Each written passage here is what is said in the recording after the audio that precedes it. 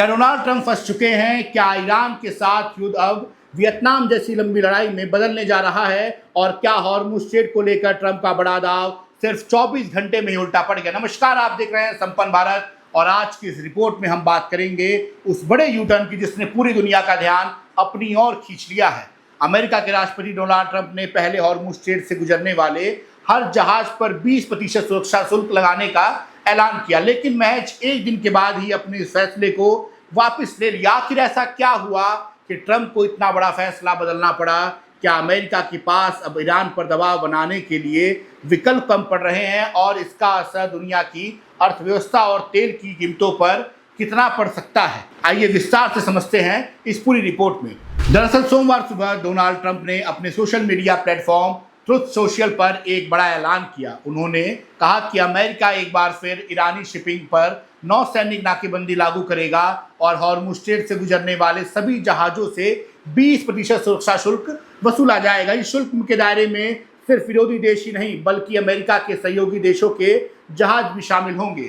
Trump का तर्क था कि दुनिया के सबसे संवेदनशील समुद्री मार्ग की सुरक्षा में अमेरिका भारी खर्च करता है, इसलिए अब इस खर्चे की भरपाई जहाज़ों से वसूले जाने वाले शुल्क के जरिए की जाएगी। लेकिन हैरानी की बात यह रही कि महज 24 घंटे के बाद ही ट्रंप ने अपने फैसले से पीछे हट गए। उन्होंने सुरक्षा शुल्क का प्रस्ताव वापस लेते हुए कहा कि अब अमेरिका खाड़ी क्षेत्र के सहयोगी देशों के साथ व्यापार और निवेश समझौते करेगा। माना जा रहा है कि इन समझौतों के बदले अमेरिका इन देशों को हॉर्मुज़ स्ट्रेट से सुरक्षित समुद्री आवाजाही की गारंटी देने की कोशिश करेगा। ट्रंप के इस अचानक बदले रुख ने कई सवाल खड़े कर दिए हैं कि क्या व्हाइट हाउस के पास अब इस संकट से निकलने की कोई स्पष्ट रणनीति नहीं बची हुई है। ये घटनाक्रम ऐसे समय सामने आया जब अमेरिका और ईरान के बीच जारी संघर्ष 4 महीने से अधिक समय में प्रवेश कर चुका है। 1 महीने पहले दोनों देशों के बीच अस्थायी युद्ध विराम और आगे की बातचीत के लिए एक समझौता ज्ञापन यानी MOU तैयार किया गया था। उस समय उम्मीद जताई गई थी कि इससे तनाव कम होगा, लेकिन हालात इसके बिल्कुल उलट दिखाई दे रहे हैं। संघर्ष पूरी तरह खत्म नहीं हुआ बल्कि बीच बीच में सैन्य झड़पें जारी रही और अब दोनों देश फिर आमने सामने खड़े नजर आ रहे हैं। इस पूरे विवाद के केंद्र में है हॉर्मुज़ स्ट्रेट, जिसे दुनिया की ऊर्जा आपूर्ति की सबसे महत्वपूर्ण समुद्री लाइनों में गिना जाता है।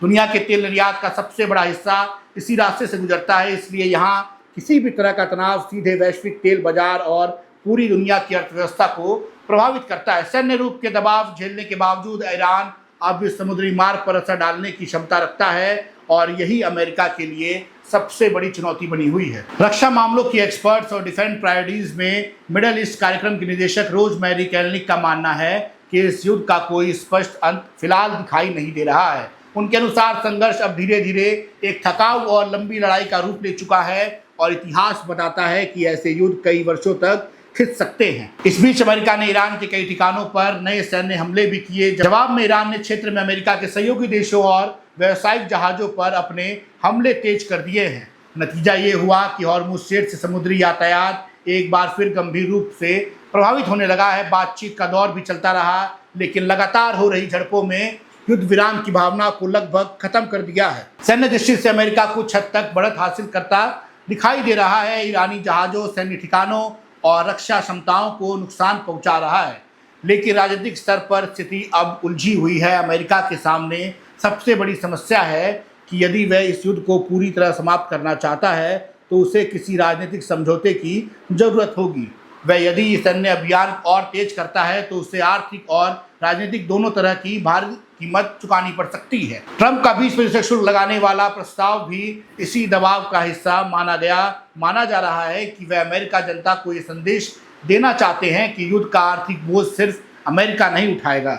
हालांकि इस प्रस्ताव में कई सवाल भी खड़े कर दिए हैं, क्योंकि कुछ समय पहले ही अमेरिका विदेश मंत्री मार्को रूबियो ने साफ कहा था कि किसी भी देश को अंतर्राष्ट्रीय जलमार्गों पर टोल या शुल्क वसूलने का अधिकार नहीं है। ऐसे में ट्रंप का ये प्रस्ताव उन्हें अपनी सरकार के पहले दिए गए बयान से भी टकराना दिखाई दिया है।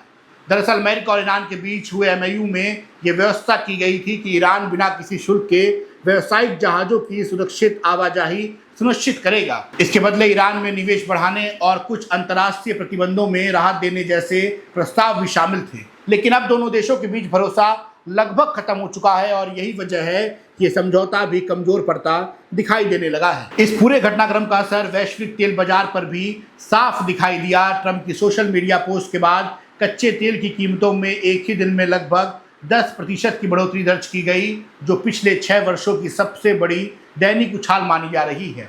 यदि युद्ध और बढ़ता है या पूर्ण पैमाने पर सैन्य संघर्ष दोबारा शुरू होता है तो तेल की कीमतों में और तेज बढ़ोतरी हो सकती है। इसका सीधा असर महंगाई, परिवहन लागत और दुनिया भर की अर्थव्यवस्थाओं पर पड़ेगा।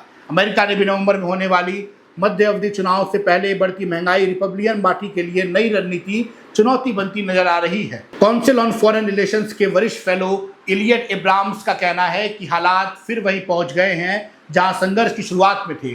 अब सबसे बड़ा सवाल है कि आखिर ज्यादा धैर्य किसके पास है, ईरान के पास जिसकी तेल आय प्रभावित हो रही है, या अमेरिका और उसके सहयोगियों के पास जो खाड़ी क्षेत्र के तेल पर निर्भर है। इसी बीच ट्रंप ने तेहरान के दक्षिण में स्थित पैकेक्स माउंटेन का भी जिक्र किया है, जहां एक बेहद सुरक्षित परमाणु अनुसंधान केंद्र होने का दावा किया जाता है। हालांकि एक्सपर्ट्स ने इस बात को लेकर मतभेद है कि अमेरिका हमले इस भूमिगत परिसर को कितना नुकसान पहुंचा सकता है, लेकिन इतना तय है कि परमाणु कार्यक्रम, हॉर्मुज़ स्ट्रेट और मिडल ईस्ट में ईरान की भूमिका जैसे मुद्दे अब भी जस के तस बने हुए हैं। सबसे बड़ी चिंता यह है कि कहीं ये युद्ध वियतनाम युद्ध की तरह लंबा और थकाऊ संघर्ष ना बन जाए। खुद ट्रंप ने हाल ही में कहा था कि अमेरिका के कई युद्ध वर्षों तक चले हैं, लेकिन इतिहास गवाह है कि वियतनाम युद्ध ने अमेरिका की राजनीति, अर्थव्यवस्था और वैश्विक छवि को गहरा नुकसान पहुंचाया था। ट्रंप भी शायद ऐसी स्थिति से बचना चाहेंगे, क्योंकि उनके समर्थक लंबे समय तक चलने वाले मिडिल ईस्ट के अनंत युद्धों के हमेशा विरोधी रहे हैं। फिलहाल तस्वीर यही है कि युद्ध विराम लगभग निष्प्रभावी हो चुका है, समझौता ज्ञापन कमजोर पड़ चुका है, सैन्य तनाव लगातार बढ़ रहा है और समाधान अभी भी बहुत दूर दिखाई दे रहा है। दुनिया की निगाहें अब इस बात पर टिकी हैं कि क्या अमेरिका और ईरान एक बार फिर बातचीत की मेज पर लौटेंगे, या आने वाले दिनों में यह संघर्ष और भी खतरनाक रूप लेगा। इतना तय है कि हॉर्मुज़ स्ट्रेट में बढ़ता तनाव सिर्फ अमेरिका और ईरान की समस्या ही नहीं, बल्कि इसका असर पूरी दुनिया की अर्थव्यवस्था, ऊर्जा सुरक्षा और वैश्विक राजनीति पर पड़ सकता है। अगर आपको ये रिपोर्ट पसंद आई हो तो वीडियो को लाइक करें, चैनल को सब्सक्राइब करें। धन्यवाद। आप देख रहे हैं संपन्न भारत में आपके साथ कृष्णा तिवारी। जय हिंद।